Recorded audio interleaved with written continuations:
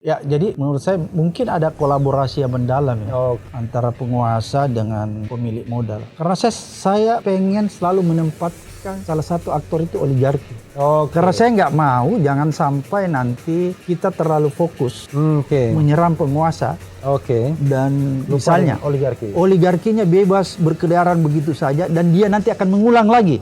Siapapun yang memerintah kemudian dia akan melakukan itu lagi. Itu saya nggak mau terjadi. Setiap pilpres ini kan selalu ada keterlibatan yang jauh melibatkan tangan-tangan oligarki dan menurut saya ini kan paling berbahaya. Karena seperti tadi yang saya katakan, kalaupun kita nanti mengatakan aktor dari kecurangan ini sepenuhnya ada pada tangan penguasa, mereka kan lepas. Itu yang ingin saya beritahu kepada masyarakat lewat channelnya Bung Refli Harun. Kayaknya ini belum pernah ada orang sampaikan yang ini. Selalu orang fokus kepada penguasa.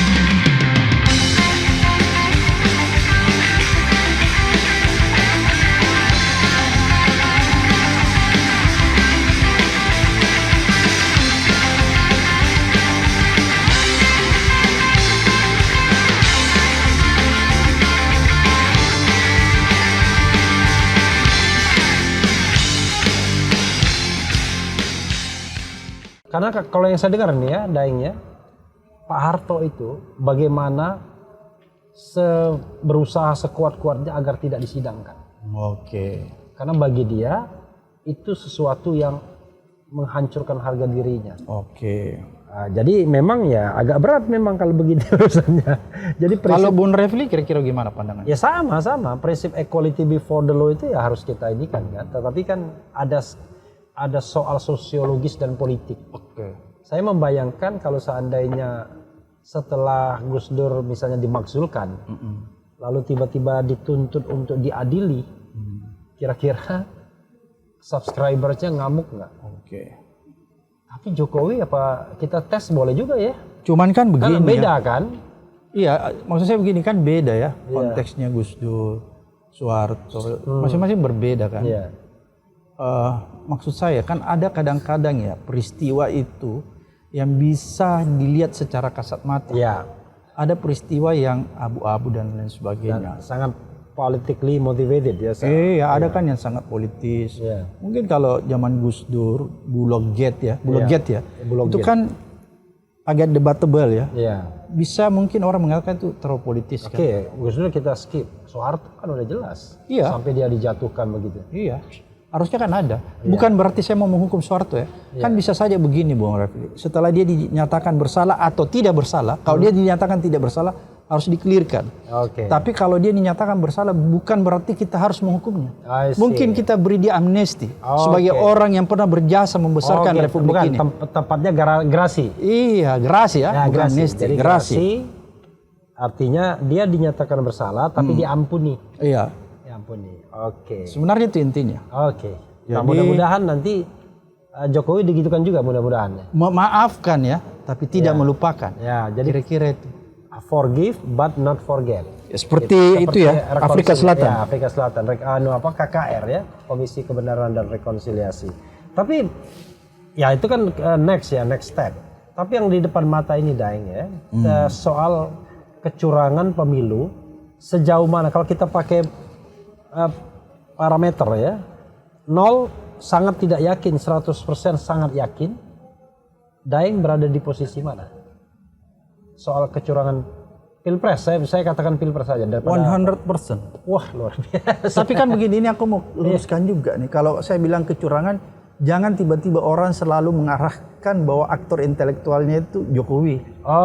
Kan itu kita luruskan juga. Kan bisa juga misalnya KPU atau siapa saja kan gitu. Oleh karena itulah perlunya persidangan orang itu dibawa ke depan hukum agar supaya itu bisa membuka tabir. Siapa sih sebenarnya yang bersalah dalam kecurangan pilpres? Hak angket juga mungkin salah satunya cara. Jadi gini, Daeng ya. Kalau kita bicara bahwa 100% ada kecurangan. Ada kecurangan. 100%. Nah, pertanyaannya adalah banyak masyarakat, pengamat ya seperti Aeb Saifullah dan lain sebagainya, Ferry Amsari yang mengatakan bahwa kecurangan itu diorkestrasi, didirigeni oleh Presiden Jokowi. Lantaran ya dia pengen cawi-cawi dan pengen tetap berkuasa walaupun tidak langsung. Terbukti dia titip anaknya. Nah, terhadap statement seperti itu bagaimana pendapat Daeng? Mungkin itu ada benarnya karena mereka misalnya kalau Ferry ya. Ferry itu kan melakukan istilahnya investigasi. Investigasi yang mendalam sehingga dia bisa melakukan justifikasi. Kalau kita ini kan tidak melakukan investigasi secara mendalam. Ada investigasi yang kita lakukan, analisis, tapi bukan investigasi yang mendalam. Kalau Ferry melakukan investigasi yang mendalam, makanya dia berani buat juga dalam film Dirty Vote. Ya. Karena ada investigasi yang mendalam. Oleh karena itu kalau dia menjustifikasi begitu, itu kita harus hormati dan harus memberikan apresiasi.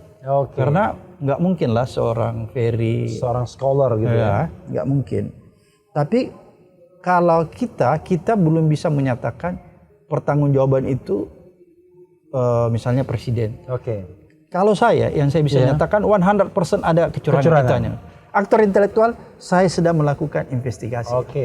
Dan kecurangan itu ya Daeng yakini TSM, terstruktur, sistematis dan masif.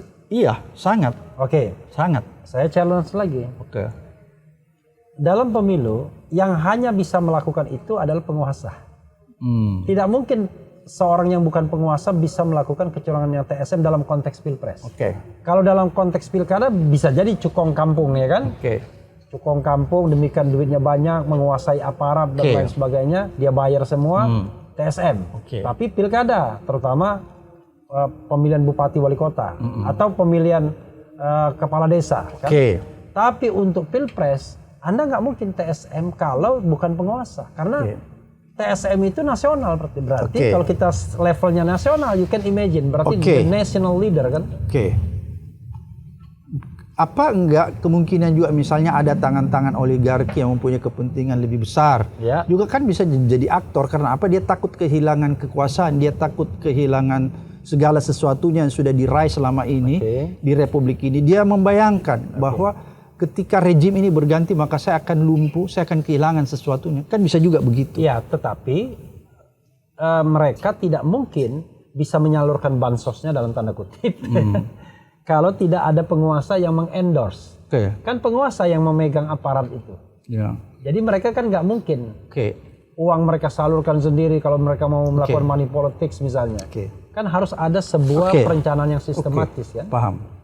Gitu. Tapi kan kalau dilihat seperti begitu ceritanya, seperti begitu jalan ceritanya, maka siapa yang mempunyai duit kemudian disalurkan, maka yang punya duit itu sebagai aktor intelektual.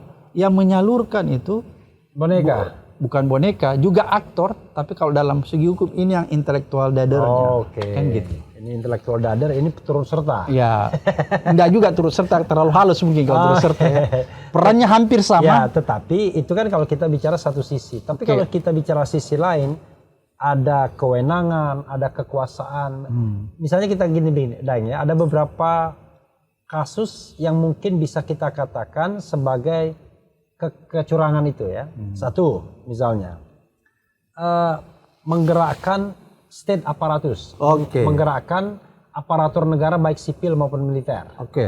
Itu kan nggak mungkin dilakukan langsung oleh para cukong kan, harus melalui atasan state aparatus tersebut kan. Ya misalnya kalau yang digerakkan TNI Polri, ya pasti presiden hanya bisa kan. Yang kedua, kalau misalnya TNI dan Polri-nya main sendiri, Panglima dan Kapolrinya bisa diganti kan, bisa dicopot. Yang kedua, penggunaan keuangan negara, state financial resources. Kan nggak mungkin cukong, orang yang dipakai APBN, APBN kata orang Bugis Makassar. Kalau yang ketiga, kalau misalnya state facilities, fasilitas negara misalnya, termasuk juga kebijakan-kebijakan yang dianggap menguntungkan paslon tertentu seperti rapel bansos. Nah itu kan semua kalau money politics oke lah, mungkin uangnya dari yang kita sebut oligarki tadi barangkali. Tapi kalau kebijakan, kalau penggunaan fasilitas publik itu kan pasti oleh penguasa kan. Gitu Daeng. Ya, jadi menurut saya mungkin ada kolaborasi yang mendalam ya. Antara penguasa dengan pemilik modal. Karena saya pengen selalu menempatkan salah satu aktor itu oligarki. Karena saya nggak mau jangan sampai nanti kita terlalu fokus menyerang penguasa. Dan lupa misalnya oligarkinya bebas berkeliaran begitu saja dan dia nanti akan mengulang lagi. Siapapun yang memerintah kemudian dia akan melakukan itu lagi. Itu saya nggak mau terjadi itu. Jadi seperti lagu saya tuh, oligarki sudah bangkit lagi. Karena kan saya lihat Bung Refli ya, bahwa setiap pilpres ini kan selalu ada keterlibatan yang jauh. Melibatkan tangan-tangan oligarki. Dan menurut saya ini kan paling berbahaya.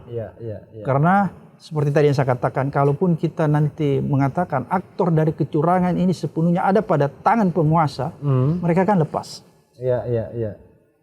Itu yang ingin saya beritahu kepada masyarakat lewat channelnya Bung Refli Harun. Kayaknya ini belum pernah ada orang sampaikan yang ini. Selalu orang fokus kepada penguasa.